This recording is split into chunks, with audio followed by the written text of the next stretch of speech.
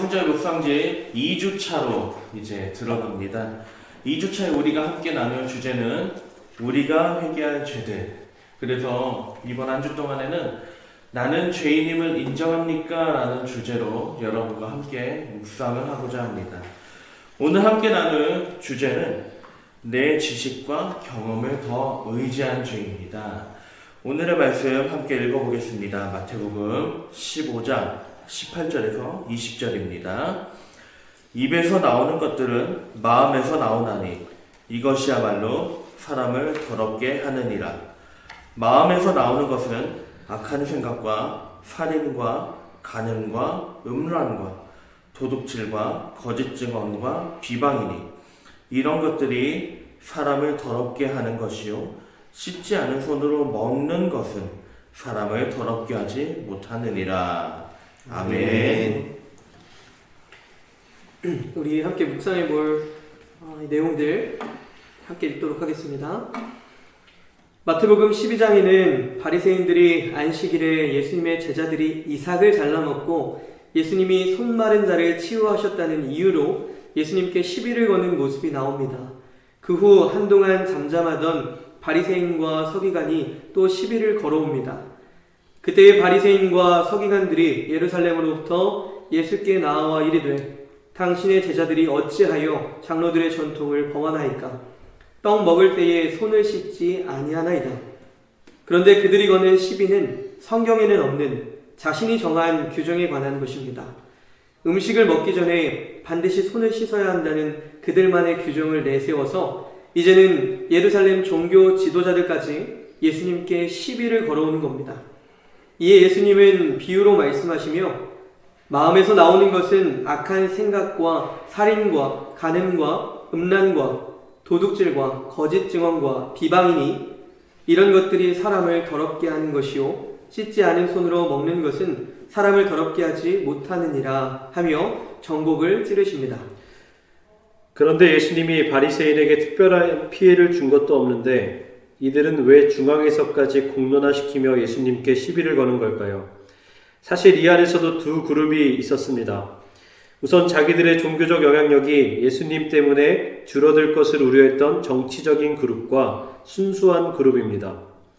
후자는 옛날의 바울처럼 하나님을 사랑하는 마음이 우러나서 행동하는 그룹입니다. 그들은 이스라엘이 회복되려면 율법을 잘 지켜야 한다고 믿었고 자기들처럼 전통까지도 잘 지켜야 하나님을 사랑하는 거라고 믿었습니다. 그런 순수한 그룹의 입장에서 볼 때 예수님의 모습을 인정할 수 없었습니다. 그래서 정말 순수한 동기로 예수님을 비판했던 겁니다. 하지만 마음이 순수하다고 해서 그들의 신앙은 아무 문제가 없는 걸까요? 예수님은 순수한 그룹에도 근본적인 문제가 있다고 하십니다. 무슨 문제였을까요? 그들은 자기들의 노력과 자기들의 방식을 너무나 자부했습니다. 우리만큼 하나님 사랑하려고 노력한 사람이 어디 있어? 그러니 우리 방식이 최선이야. 모두가 우리 방식대로 하나님을 사랑해야 해. 이런 독점의식이 바리새인과 서기관 안에 깊숙이 깔려 있었다는 겁니다.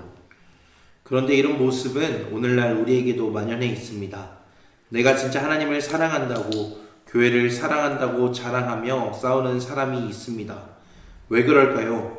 내가 하나님을 가장 잘 믿는다, 내 방식이 옳다, 이런 독점의식 때문입니다. 내가 가진 지식과 경험을 더 의지하며 하나님의 말씀에 내 생각을 맞추면 그것이 하나님을 사랑하는 것인 줄 착각하게 됩니다. 마치 바리새인처럼 자기를 자랑하고 과신하며 자기 안에 갇히는 죄를 저지르는 것입니다. 그러나 예수님의 뜻은 분명합니다. 내 방법이 최고라는 독점의식을 버리고 그간 당연하게 보던 것도 하나님의 말씀 앞에서 다시 점검해야 한다는 것입니다. 자기를 자랑하고 과신하며 자기 안에 갇히는 독점적 신앙은 죄를 낳습니다. 물도 신앙도 끊임없이 흐르고 새로운 자극을 받아야 합니다. 매일 하나님의 말씀을 가까이 하고 그 말씀으로 나를 비추어 점검할 수 있는 인생이 되어야 합니다. 오늘 우리에게 주신 말씀과 우리가 함께 읽었던 본문의 내용을 가지고 각자 하나님 주시는 생각들로 묵상하도록 하겠습니다.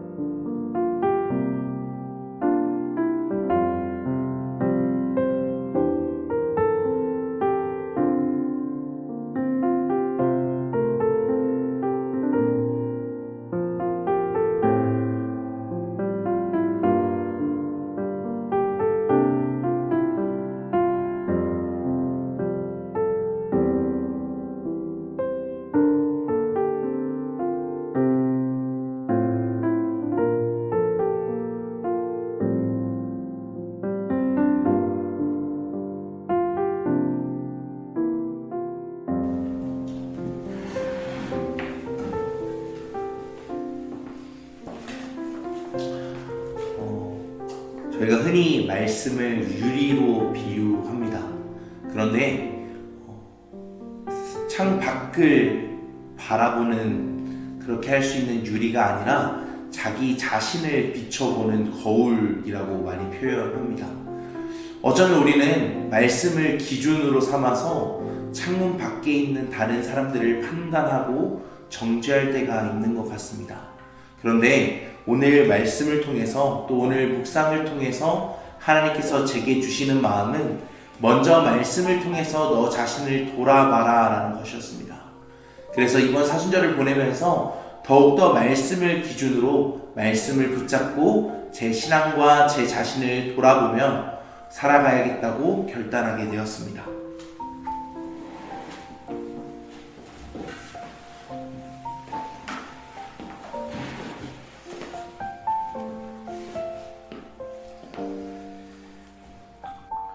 네, 저는 바리새인들처럼 자기 안에 모든 세상을 가두려고 했던 모습을 돌아봤습니다. 바리새인들은 모든 전통과 하나님까지도 자기들 전통과 또 자기들의 습관 안으로 넣으려고 했던 모습처럼 나 또한 그러고 있진 않은지 돌아보게 되었습니다. 하나님 앞에서 하나님 안에 살아가는 것을 바라보기를 원합니다. 작디 작은 내 안에 모든 세계를 우겨넣는 것이 아닌 크신 하나님 안에 자유롭게 거하는 제가 되기를 기도합니다.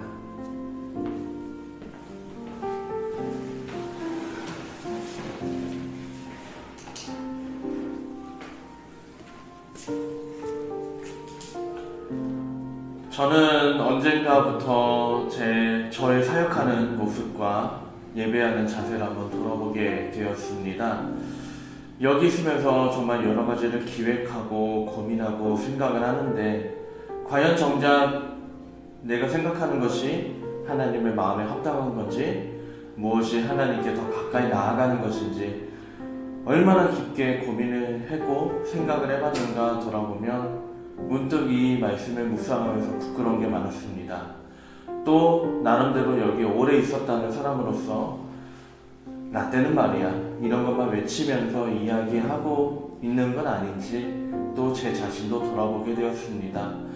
그래서 오늘 말씀을 묵상하면서 간절히 기도한 것은 날마다 내 마음을 새롭게 해달라고, 날마다 주님 앞에 더 가까이 가게 해달라고, 날마다 주님 새로운 마음으로 주님을 더 붙들게 해달라고 그 기도를 올리면서 오늘 말씀을 묵상했습니다.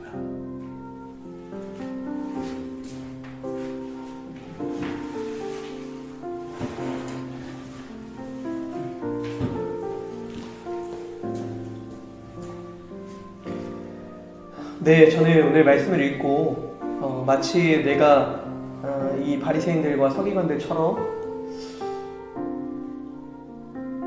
시야를 가리고 열심히 앞만 보면서 달리고 있는 경주마 같은 신앙생활을 하고 있지 않은지 돌아보게 되었습니다.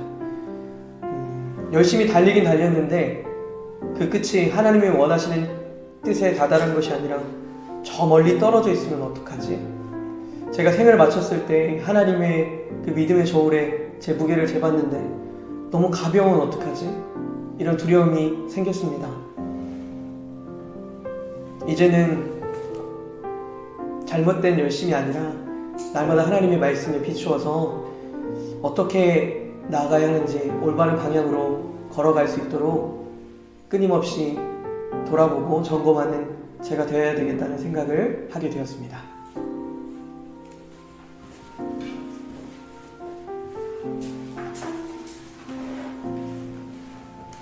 저는 오늘 말씀과 본문을 보면서 두 단어가 이렇게 좀 대조가 돼서 보였습니다. 하나는 순수하다라는 단어였고요. 하나는 더럽다라는 단어였습니다. 우리가 흔히 나는 순수한 의도로 그렇게 한 거야 라고 말을 하게 되는데 사실 사람은 근본적으로 죄인이기 때문에 우리가 깨끗하지 않기 때문에 우리한테서 나오는 것이 순수하기는 쉽지가 않은 것 같습니다. 그런데 그것을 감추어 두고 우리가 순수하다고 이야기하기 때문에 그것을 마치 하나님을 향한 사랑인 것처럼 세상을 향한 정의인 것처럼 이렇게 다른 사람을 위하는 것처럼 나가기 쉬운데 우리 안에 있는 더러운 것들이 나와서 세상을 아프게 할 수 있다는 걸 안다면 내가 옳아라는 생각이 들 때 오히려 한 걸음 물러나야겠다라는 생각을 하게 됐습니다. 한 걸음 물러나서 하나님의 말씀을 한 번 더 되새겨보고 진짜로 깨끗하고 순수한 하나님의 말씀의 근거에서 살아가야겠다라고 묵상하게 됐습니다.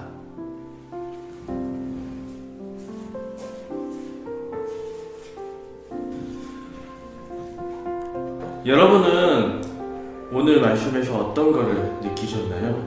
그리고 여러분은 오늘 말씀에서 어떤 거를 묵상하셨나요? 이 시간 여러분 각자가 느낀 것을 가지고 함께 묵상 기도를 함께 읽으면서 마치려고 합니다. 함께 읽겠습니다. 시작. 하나님, 물론 안의 개구리처럼 내가 알고 있는 짧은 경험과 지식을 전부라고 생각하며 자랑하려고 했던 죄를 고백합니다. 이제 아집으로 가득 찬 우물에서 벗어나게 하시고 하나님 앞에 모든 주도권을 내어드리는 겸손한 우리가 되게 하옵소서. 아멘.